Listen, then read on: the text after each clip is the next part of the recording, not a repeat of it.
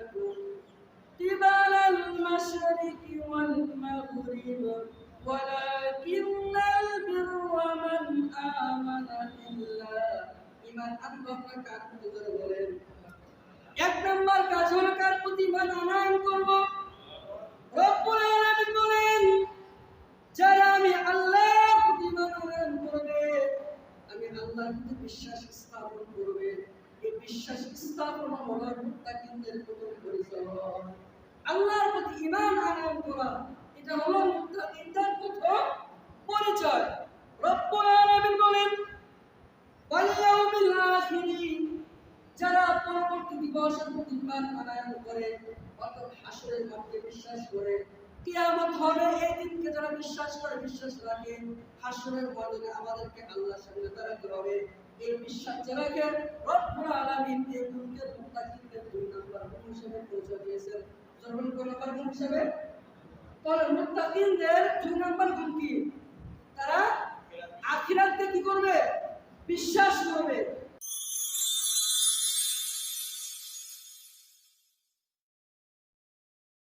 আল্লাহ রাব্বুল আলামিন সূরা জুমার একটা আয়াতের মধ্যে বলেন ইযা নুদিয়া লিস-সালাত ওয়া মারি বান্দারা যখন তোমাদেরকে নামাজের জন্য আহ্বান করা হবে তাফসীরের মধ্যে এসেছে এই আয়াতটা খুব স্পষ্ট মিয়াউল জুমআ অর্থাৎ জুমার দিন জুমার নামাজের জন্য যখন তোমাদেরকে মসজিদের মিনার থেকে হাইয়া আলাস সালাহ হাইয়া আলাল ফালাহ বলে আহ্বান করা হবে তোমরা যখন দুনিয়ার সকল কর্মব্যস্ততা পিছনে ফেলে তোমরা আমি রবের ডাকে সাড়া দিবে সুবহানাল্লাহ কিন্তু বড় আফসোস আর পরিতাপের বিষয় হলো যে আল্লাহ রাব্বুল আলামিন আমাদেরকে রাস্তা বাতিয়ে দিলেন যে জুমার নামাজের আযান হওয়ার পরে তোমাদের দুনিয়ার সকল কাজ তোমরা পরিত্যাগ করবে আর আমরা কি করি যখন জুমার নামাজের আযান হয় তখন আমরা গোসলের জন্য চলে যাই কথা বলে ঠিক কিনা যে মাত্র আযান হলো আমরা এরকম চিন্তা ভিতরে লালন করি যে আযান হওয়ার মানে হলো আমাদের গোসলের সময় ঠিক না কিন্তু উচিত কি আল্লাহ কি বলেছেন যখন আযান হবে তখন তোমরা দুনিয়ার সকল কর্মব্যস্ততা দুনিয়ার সব কিছু তোমরা পিছনে ফেলে দিবে এই আয়াতের ব্যাখ্যায় মুফাসসিররা লিখেছেন জুমার নামাজের আযান হওয়ার পরে দুনিয়ার ব্যবসা বাণিজ্য এগুলো করা হারাম নাজায়েজ আমরা কি বলি তো যাই হোক আজকে যে বিষয়টি নিয়ে আমরা আলোচনা শুনবো সেটা হলো আল্লাহর ভয় আল্লাহর ভয় আমার ভাইরা আজকে যদি আমাদের মধ্যে মালিকের ভয় থাকতো যদি আজকে আমাদের মধ্যে আমাদের সৃষ্টিকর্তার ভয় থাকতো এই ভয় থাকা ব্যক্তি ভয় থাকা বান্দা কখনোই এরকম করতো না যে তাকে আল্লাহর হুকুমের জন্য আহ্বান করা হয়েছে আর সে হুকুমের সাড়া না দিয়ে গাফিল হয়েছে বলা হয়েছে কেন গাফিল এর একমাত্র কারণ হলো তার মধ্যে কার ভয় নাই জোরে বলে আল্লাহর ভয় নাই আমার ভাইরা অথচ আমরা দাবি করি যে আমরা সত্যি কাকে ভয় করি জোরে বলেন না আল্লাহকে ভয় করি কিন্তু আমরা এই ভয়টা কিভাবে প্রকাশ করব শুধু কি আমরা মুখ বচন কথার মাধ্যমেই আল্লাহকে ভয় করে প্রকাশ করব নাকি রব্বুল আলামিন আমাদেরকে যেই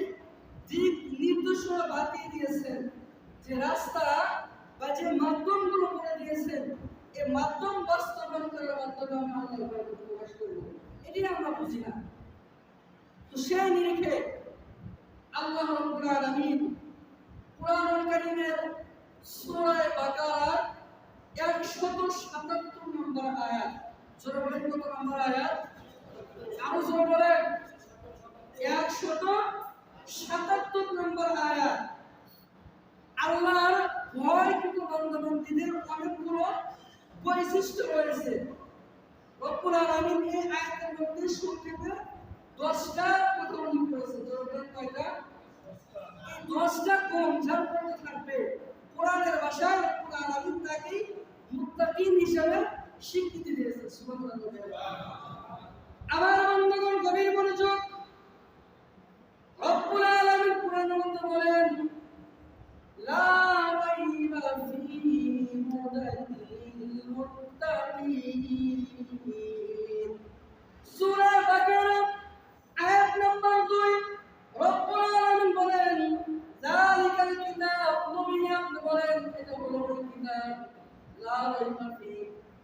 মধ্যে কোনো ভয় কোনো ভুল নাই, শুধু ভুল নাই তাই নয়, নবী আপনি বলেন এটা হলো ওই গ্রন্থ যার মধ্যে ভুল নাই তো দূরের কথা, মানুষ সন্দেহ করবে না যে এর মধ্যে ভুল আছে, এই সন্দেহ করবে এরকম কোন সুযোগ নেই।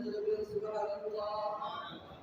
আমার ভাইরা, আল্লাহ বলেন নবী এই ভয়বিহীন এই ভুলবিহীন গ্রন্থ যার মধ্যে ভুল নাই, ভুলের কোনো স্পষ্টতা নাই, যার মধ্যে ভুল কোনো রেশ নাই, এই কিতাবটা কাদের জন্য উপকারী হবে, কাদের জন্য কাজে লাগবে?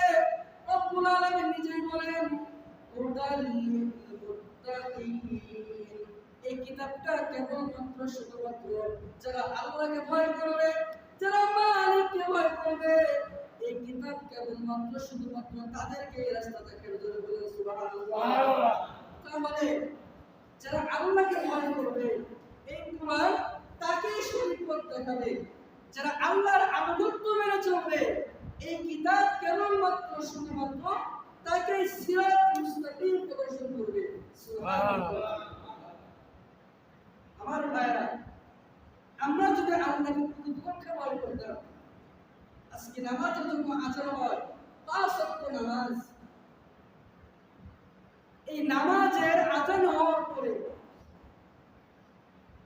যদি প্রকৃতপক্ষে আমাদের মধ্যে মালিকের ভয় থাকতো, মসজিদে জায়গা হতো না। চলে বলেন না। অথচ আমরা সবাই দাবি করি আমরা আল্লাহকে ভালোবাসি, আল্লাহকে ভয় করি, আমরা সবাই এটাই বাস্তবায়ন করতে চাই বা মানুষের মধ্যে প্রকাশ করি যে আমরা আল্লাহর কাছে সম্মানিত হতে চাই। এটা বলি কিনা যে আল্লাহ আমাদের ইসলামটা সমাজের চোখে এবং তোমার চোখে তোমার কাছে উঁচু করে দাও, কিন্তু যে কাজ করলে আমরা মালিকের ভালোবাসা পাবো, মালিক আমাদেরকে সমাজের নিকটস্থ নয় আল্লাহর কাছে সম্মানিত করবে, এই কাজটা আমরা প্রয়োজন করি। রব্বুল আলামিন বলেন দুনিয়ার মানুষ তোমরা যে যাই বলো না কেন, যেভাবে বলো না কেন, তোমরা যদি আমি আল্লাহর কাছে সম্মানিত হতে চাও, এ দুনিয়ার মানুষেরা তোমরা কি জানো আমি আল্লাহর কাছে সম্মানিত কারা? রব্বুল আলামিন বলেন ইন্না আকরামাকুম ইনদাল্লাহি আতকাকুম, নিশ্চয় আমি আল্লাহর কাছে সম্মানিত তারা আসমানের নিচে জমিনের উপরে আমি আল্লাহকে সবচেয়ে বেশি ভয় করে যারা, আমি আল্লাহকে যারা সবচেয়ে বেশি ভয় করবে আমি আল্লাহর কাছে দুনিয়ার মধ্যে তারাই সবচেয়ে বেশি সম্মানিত। আমার ভাইরা, তাহলে আমরা যদি আল্লাহর কাছে আমাদের ইসলামকে সম্মানিত করতে চাই, নামাজ না পড়ে সম্মানিত করতে পারবো ইনশাআল্লাহ? চল বলেন হ্যাঁ? আল্লাহর আনুগত্য না করে আমরা আল্লাহর কাছে সম্মানিত হতে পারবো? হ্যাঁ? আমরা যারা আমাদের পিতামাতার সম্পদের ওয়ারিস দাবি করি, মনে করেন আপনার সন্তান আপনার কথা শুনে না, আপনি তো মনে হয় ওর সন্তানের পিতা একদম খুশি হয়ে 1 বিঘা জায়গা নগদে করতে দেবেন, দিবেন? পারমাণবিক কি করবেন? তেজপুত্র করে দিবেন, তাই না? কেন করবেন? ও আপনার কথা শুনে না। আপনার মুহাম্মদের সন্তান দুনিয়ার মধ্যে আপনার কথা না শোনার কারণে আপনাকে আপনার সন্তান বলে পরিচয় দিচ্ছেন না, আপনি তাকে ত্যায্য করে দিচ্ছেন, তার কাছে আপনার কোনো সম্মান থাকছে না। যে আল্লাহ আমাকে আপনাকে মুহাম্মদ করে বানিয়েছেন, বড় দয়া নিয়ে বানিয়েছেন মুসলমান, সে আল্লাহর কাছে আমাদের সম্মান কখন থাকবে? যখন আমরা আল্লাহর প্রত্যেকটা বিধানকে তার আনুগত্যের সহিত আমরা পালন করব, তখনই আমাদের ইসলামটা আল্লাহর কাছে কি হবে? সম্মানিত হবে। আমার ভাইরা, যাই হোক, সূরা বাকারার 177 নম্বর আয়াতের মধ্যে আল্লাহ রাব্বুল আলামিন মুত্তাকিনদের কিছু বৈশিষ্ট্য উল্লেখ করেছেন। রব্বুল আলামিন বলেন লাইসাল বিররা আন তুওয়াল্লু উজুহাকুম কিবালাল মাশরিকি ওয়াল মাগরিব ওয়ালাকিন্নাল বিররা মান আমানা বিল্লাহ। ঈমান আনবো কার প্রতি? জোরে বলেন। 1 নম্বর কাজ হলো কার প্রতি? ঈমান আনয়ন করব। রব্বুল আলামিন বলেন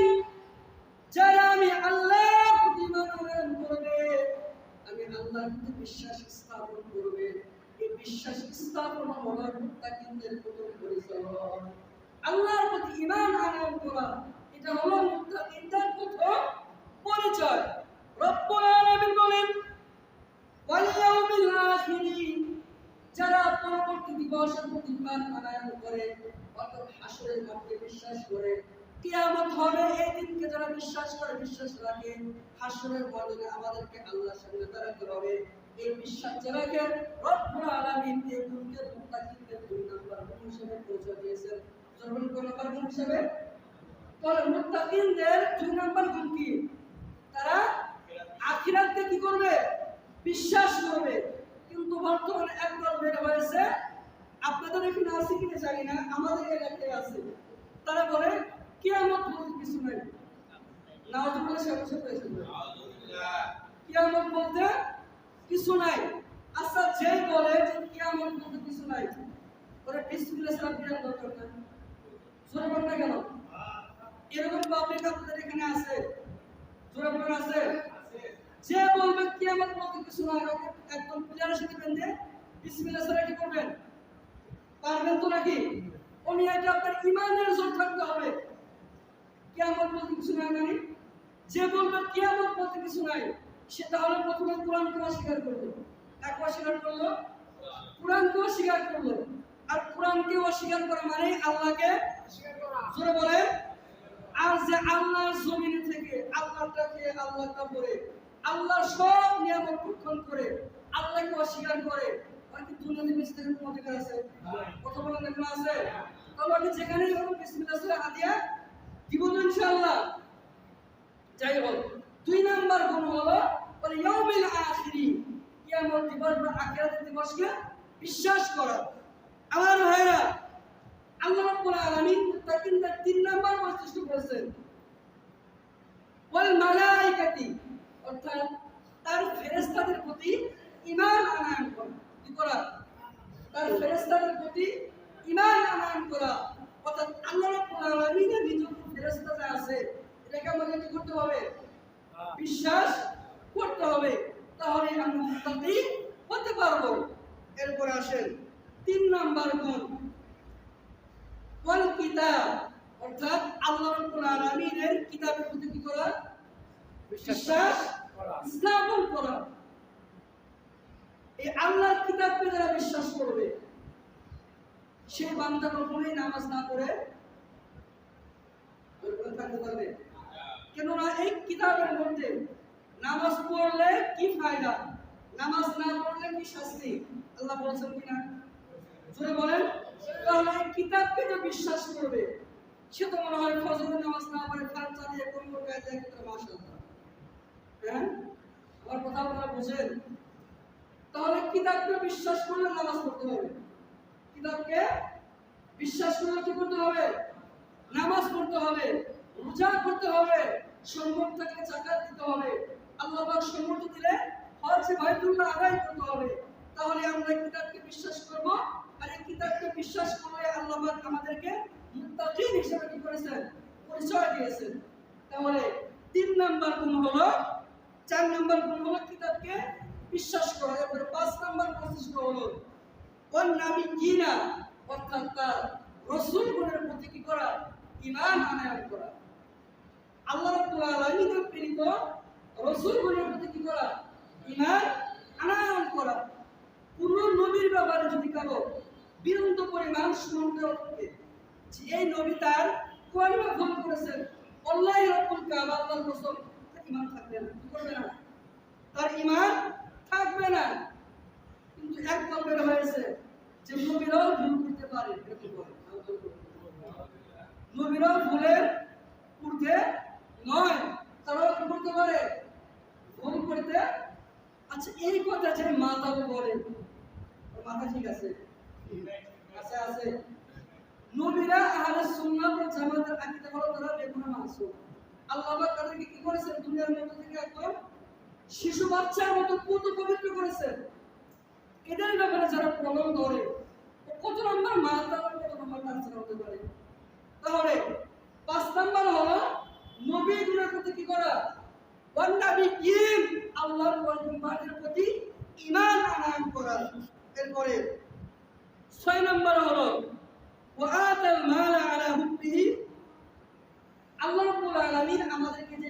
দিয়েছেন, যে অর্থ দিয়েছেন এই সম্পদ খরচ করার মাধ্যমে আল্লাহর আনুগত্য প্রকাশ করা, আল্লাহর ভয় আমাদের মধ্যে লালন করা।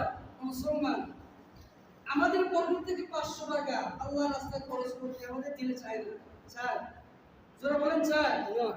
আমরা মনে করি 500 টাকা দান করলে 2 দিন বাজার করতে পারবো না, থাক না দিলাম, বলি কিনা? কিন্তু রব্বুল আলামিন বলেন, বান্দা তুমি যদি নিজেকে মুত্তাকি পরিচয় দিতে চাও, তাহলে আমি আল্লাহর দরবার থেকে তুমি আমি আল্লাহর রাস্তায় কি করবে? খরচ করবে। এই খরচটা আমরা কোন কোন রাস্তায় করব? এই খরচটা আমরা কোন কোন রাস্তায় করব? এটা রব্বুল আলামিন বলে দিয়েছেন যে তোমরা মন চাইলে এক জায়গায় খরচ করবা, এক জায়গায় গান হচ্ছে ওখানে বানাচ্ছে অতিথি, ওখানে মাল্লা 5,000, এই খরচ না। এটা কি না? খরচ না, বরং ওখানে গানের আয়োজন করে আয়োজক যে গুণার ভাগিদার হবে, আপনি তাকে 550-100 টাকা দিয়ে সহযোগিতা করার কারণে আপনার আমল নামায় একই গুণার ভাগ জমে যাবে। এজন্য কোন গানের অনুষ্ঠানের লেখা দিতে বেশি বেশি দান করবেন, বলতে প্রস্তাবন দিতে নাকি?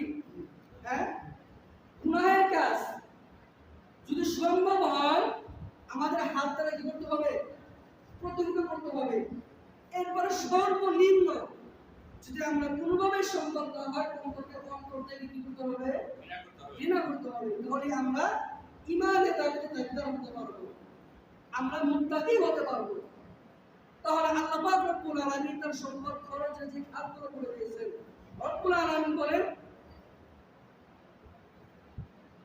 জিল কুরবা, অর্থাৎ নিকটবর্তী আত্মীয়-স্বজনকে, নিকটবর্তী আত্মীয়-স্বজনদের মধ্যে যারা দরিদ্র আছে, যারা ঠিকমতো খেতে পারে না, পড়তে পারে না, যাদের একটা থাকার মতো বাসস্থান নাই, রব্বুল আলামিন বলেন তুমি সম্পদের মালিক হয়ে থাকো, তাহলে তোমার সম্পদ তুমি তাদের জন্য কি করবে? খরচ করবে।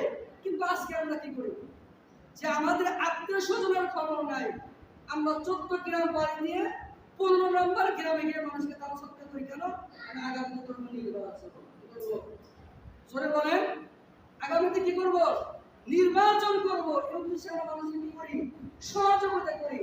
আপনারা যদি নির্বাচন উদ্দেশ্য থাকে, আল্লাহর কোরআন হাতে নিয়ে বলছি, এই দান সৎকার আপনাকে জান্নাতে নিতে পারবে না, বরং এই দান সৎকার আপনার দুনিয়াতেই সীমাবদ্ধ। এই সামান্যতম সুফল আপনি আখিরাতে পাবেন না। এজন্য আমরা যেন ইখলাসের সাথে দান করতে পারি, ইখলাসের সাথে আল্লাহর দরবার থেকে আমরা কাজ করতে পারি, এইরকম মনোভাব আমরা ধারণ করতে পারবো ইনশাআল্লাহ। এরপরে এতিম, আমাদের আশেপাশে অনেক এতিম আছে যারা ঠিকমতো একটা নতুন পোশাক পরতে পারে না।